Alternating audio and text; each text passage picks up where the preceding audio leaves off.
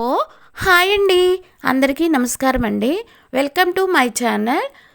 నేను ఇప్పుడు పాపాయమ్మత్తకు పక్షవాతం వచ్చింది అనే హాస్య కథను చదివి వినిపించబోతున్నానండి. దీనిని కలవల గిరిజారాణి గారు రచించారు. ఇంకా కథలోనికి వెళ్ళిపోతే ట్రింగ్ ట్రింగ్ ఫోన్ రింగ్ అయింది. అటు పక్క నుంచి వచ్చిన సమాచారం వినగానే కాంతం, శుభవార్త, పాపాయమ్మ అత్తయ్య గారికి పక్షవాతం వచ్చి కాళ్ళు చేతులతో పాటు మాట కూడా పడిపోయిందట. మంచంలో ఉందట. బతికి బయటపడే ఛాన్సే లేదట.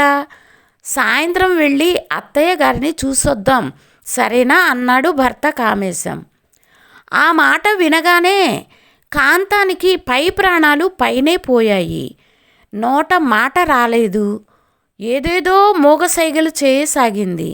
ఇదేంటే, కొంపదీసి నీకు మాట పడిపోయిందా ఏంటి అన్నాడు. కాదని తల అడ్డంగా ఊపుతూ నేల మీద చతికిలబడి బోరుమని ఏడుస్తూ నెత్తి నోరు మొత్తుకోసాగింది. ఇప్పుడు నేనేమన్నానని అంతగా ఏడుస్తున్నావే? నీకు మాట పడిపోయిందా అని ఏదో సరదాకి అన్నానులే. కాంతం, ఊరుకో. అయినా పాపాయమ్మ అత్తయ్యకి నోరు పడిపోతే సంతోషించాలి కానీ ఏడుపెందుకే? ఎంతమంది శాపనార్థాలు తగిలాయో ఏంటో.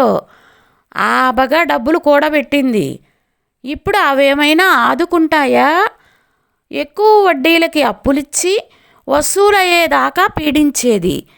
30,000 అప్పు తీసుకున్న పాపానికి నెల వడ్డీ కడుతూనే ఉన్నాను. ఇప్పుడు అడగడానికి ఆ నోరు కాస్త పడిపోయింది. ఇక ఇప్పుడు ఆ అప్పు నేను కట్టేది లేదు, పెట్టేది లేదు. అడిగేందుకు కూడా వెనకాల ఆవిడకి పిల్ల పీచు లేరు. ఇక ఎగ్గొట్టడమే ఆనందంగా అన్నాడు కామేశం. అయ్యో, నా ఏడుపుకి అర్థం మీకు తెలియదండి.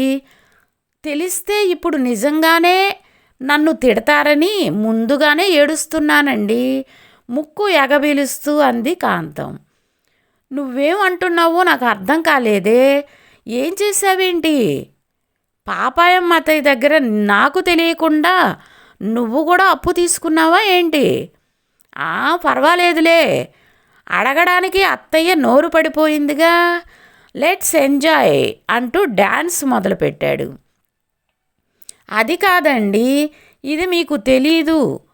మా పుట్టింటి వాళ్ళు పసుపు కుంకుమ కింద ఇచ్చిన ఎకరం పొలానికి మంచి బేరం వచ్చిందని అమ్మి 5 లక్షలు మా అన్నయ్య ఇచ్చాడు.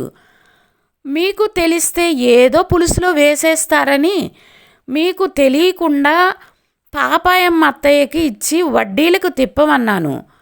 ఏడాదికోసారి వడ్డీ లెక్కలు చూసి 1 వంతు తను ఉంచుకొని 3 వంతులు నాకు ఇస్తానంది.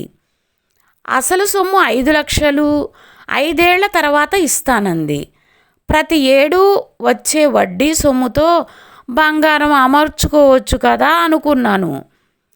ఏమీ రాత కోతలు లేకుండా నోటి మాట మీద ఆవిడ చేతిలో 5 లక్షలు పోసానండి. ఇప్పుడు పడిపోయిన ఆవిడ మాటతో పాటు మన 5 లక్షలు పోయాయండి.